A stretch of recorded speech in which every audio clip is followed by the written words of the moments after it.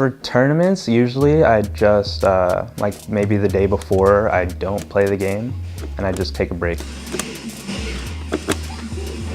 It helps me because I don't want to get burnt out by playing too much of the same game, and then once the day comes in, I'm just like playing too slow.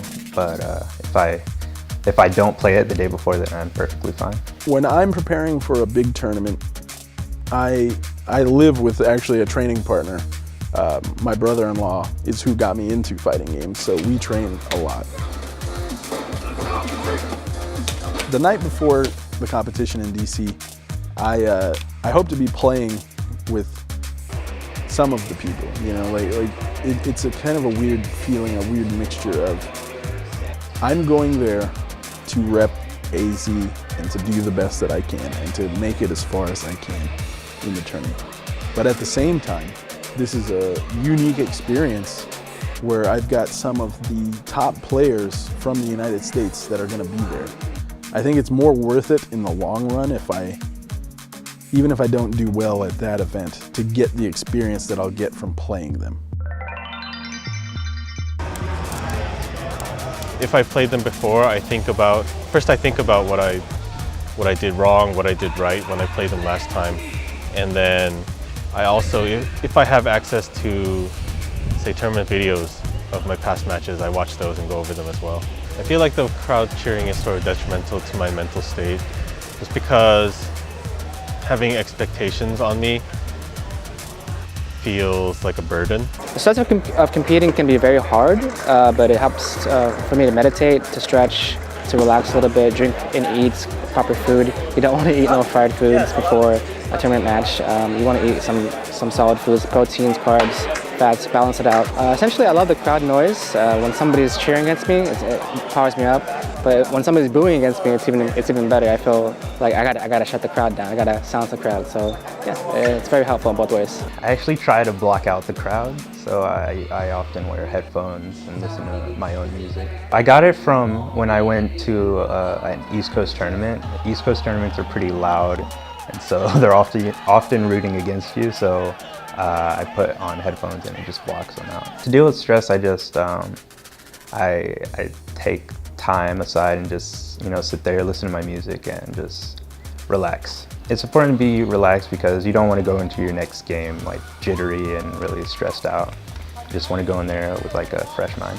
I'm not as affected by stress as some people are, but on the other hand, I would never say that I like stress.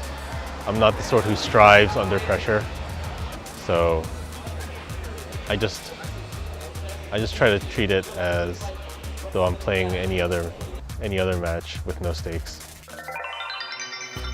So one thing I watch for when I'm playing somebody is you can really start to exploit when somebody cracks. Crack is the term that people use. It's where you're no longer mentally solid.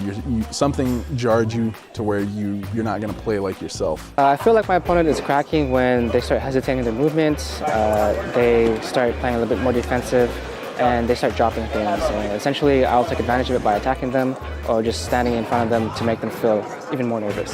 You can totally just see, okay, that shook him. And now you just pressure that person. You don't let them breathe. You exploit the fact that they're going to make mistakes, and then you just capitalize when those mistakes arise. So we're heading to DC for the Red Bull Conquest finals, and I'm hoping that my team can pull off a win. I think we've got a good shot at winning, actually.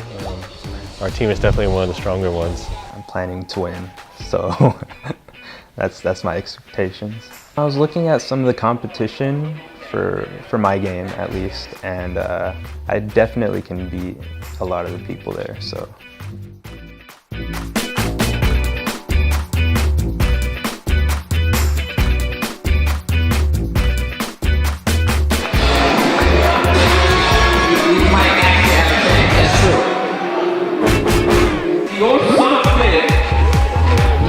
Represent Oakland. Give it up for Oakland, y'all.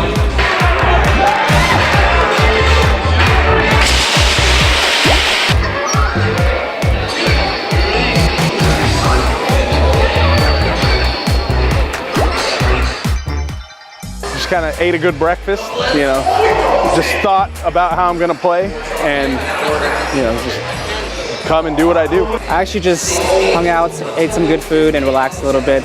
Try to get some sleep, but the time change is a little bit hard. I just played a lot of online, and I practiced a lot with some really good training partners.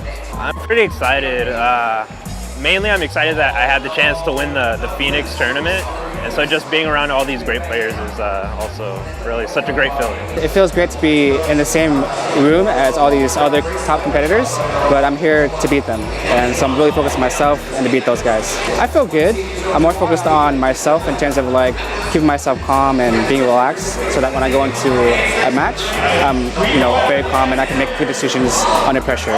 So I'm feeling really good right now. Usually, like at the beginning of tournaments, I'm a little nervous, but as the day goes on, they go away. So right now I'm feeling a little bit more chill. I'm just waiting for it to get started. Everyone's pretty good, and anything can happen, I feel like. My experience here at Red Bull Conquest has been excellent. There's a lot of stations here for us to play. The event is great. Just a lot of space for us to just be ourselves.